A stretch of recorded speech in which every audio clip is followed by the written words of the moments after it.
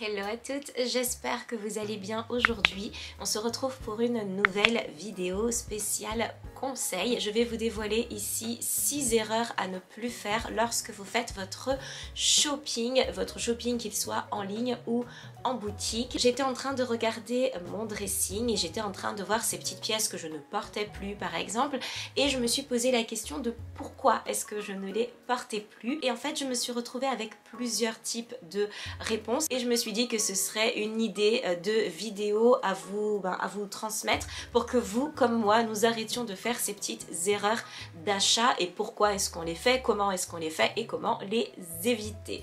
Donc c'est parti. Conseil numéro 1, lorsque vous vous rendez en boutique, ayez le courage de dire non. C'est très important d'avoir le courage de dire non lorsqu'on vous propose d'essayer des vêtements que vous n'avez pas forcément envie d'essayer. Souvent les conseillères ou les conseillers en vente vont venir vous dire tiens, ça vous irait très bien avec votre teint, telle couleur.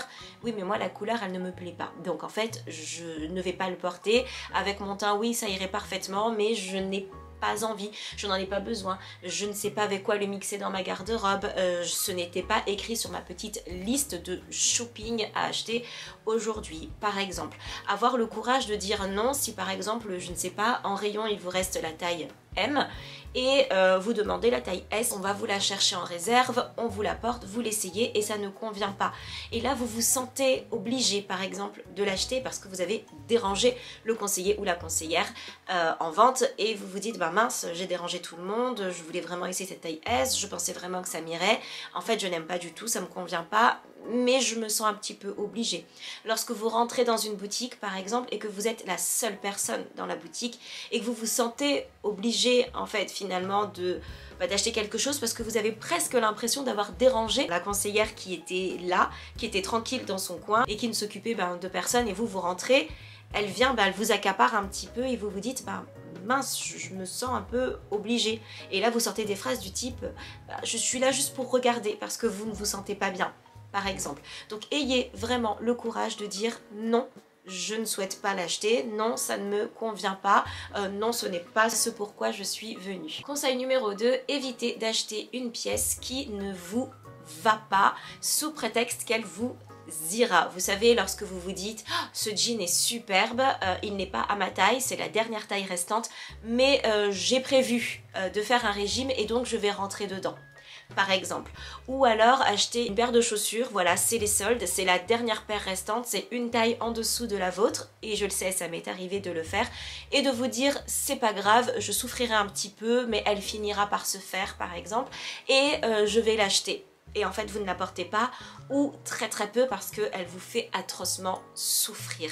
Évitez d'acheter ces pièces qui ne vous vont pas, ou tiens cette couleur elle est super jolie, je sais pas avec quoi je la porterai encore à la maison mais c'est pas grave, je vais trouver. Donc évitez vraiment d'acheter des pièces qui soit ne vous vont pas, soit qui ne sont pas à votre taille, soit que vous avez vu sur une personne qui n'a pas du tout la même morphologie que vous et vous avez aimé la façon dont elle l'avait portée par exemple. C'est un achat qui sera absolument inutile parce que vous rentrerez chez vous avec votre pièce, vous les serrez et ça ne rendra pas pareil. Donc évitez vraiment ce type d'achat. Conseil numéro 3, achetez sans essayer. Ça c'est quelque chose à ne pas faire. Que ce soit un achat en boutique ou que ce soit un achat en ligne. Prenez le temps d'essayer vos vêtements pour être certaine que ça vous va avant le processus d'achat. Il en est de même lorsque vous recevez votre commande, essayez-la immédiatement pour savoir si les pièces vous vont. Parce que si vous ne prenez pas le temps de le faire, vous ne renverrez jamais vos pièces ou vous ne les rapporterez jamais en boutique. Il est bien évident que selon le tarif auquel vous l'avez acheté, si vous avez acheté un manteau, je ne sais pas, à 200 €, s'il ne vous va pas, vous prendrez le temps d'aller le remettre en boutique en disant ce n'est pas la bonne taille, j'aimerais un remboursement ou je prends la taille en dessous. c'est évident, ou vous renverrez en fait votre produit, vous ne garderez pas un produit à ce tarif-là. Mais s'il s'agit d'une pièce à petit prix que vous avez acheté, vous ne prendrez pas ce temps, parce que le temps que vous allez dépenser pour aller le renvoyer en boutique ou le ramener à expédition, le temps d'être remboursé, vous trouverez que ça ne vaut pas le coup. C'est un temps que vous ne prendrez pas. Vous vous dites, bah, pour une pièce que j'ai payée, je ne sais pas, 10 euros, 5 euros si c'était en solde, même jusqu'à 15 euros, vous vous dites, bon, ça vaut vraiment pas le coup.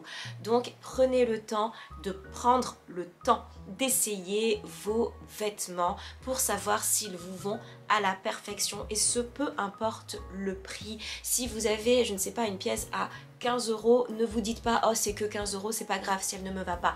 Prenez le temps, essayez, voyez, même si c'est à votre taille, si vous ne préférez pas une pièce un petit peu plus oversize et la prendre en taille au-dessus. Si c'est votre taille, de vous dire bah, je préférais qu'elle soit un petit peu plus serrée, parce que ce processus là vous en avez besoin pour bien sélectionner vos vêtements et pour les garder longtemps. Conseil numéro 4, achetez sur un coup de tête. Cette pièce me plaît, hop, je l'achète. Elle est trop belle, je la veux, je l'achète.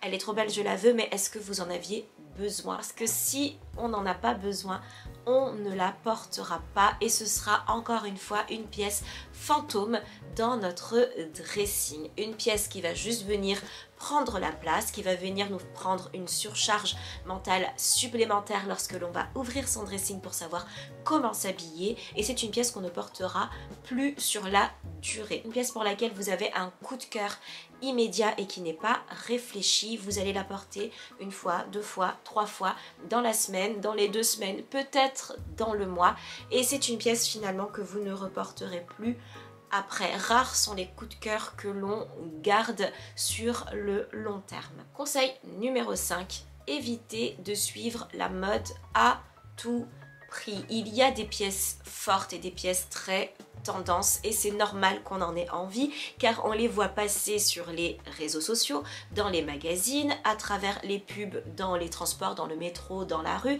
à travers les vitrines, on les voit absolument partout. C'est la tendance, par exemple la tendance du mini sac, j'en prends un vraiment au hasard. C'est une tendance que l'on voit partout, partout, partout. On va en acheter 1, 2, 3, 4 parce qu'il y a tellement de boutiques, tellement de sites sur lesquels les acheter, et en plus à tous les prix selon tous les budgets, que ça devient très très simple d'en avoir 4, 5, 6, 7. Oui, mais c'est juste une tendance. C'est-à-dire que l'année prochaine, ce ne sera peut-être plus la tendance du mini sac, mais peut-être que ce sera la tendance du sac absolument oversize, comme on voyait dans les années 2005 par exemple. On voyait les sœurs Olsen avec des sacs énormes, on voyait Nicole Richie avec des sacs énormes, et là maintenant on est passé à une tendance de sacs absolument rikiki.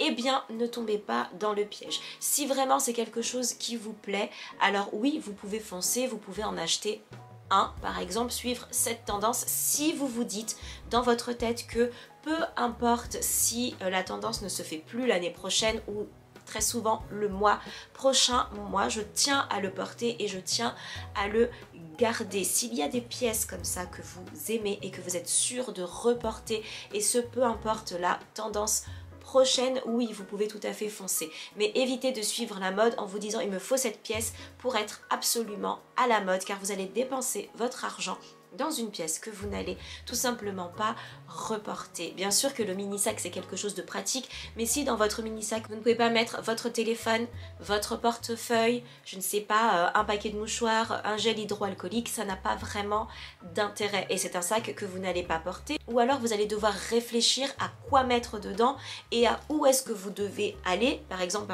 faire juste les courses, glisser juste votre carte bleue à l'intérieur de ce mini sac, et ça n'aura pas d'intérêt, et ce sera une charge mentale absolument supplémentaire et colossale. Donc prenez des choses qui sont à la mode certes, mais pratiques, que vous pourrez recycler si c'est quelque chose que vous voulez reporter sur le long terme.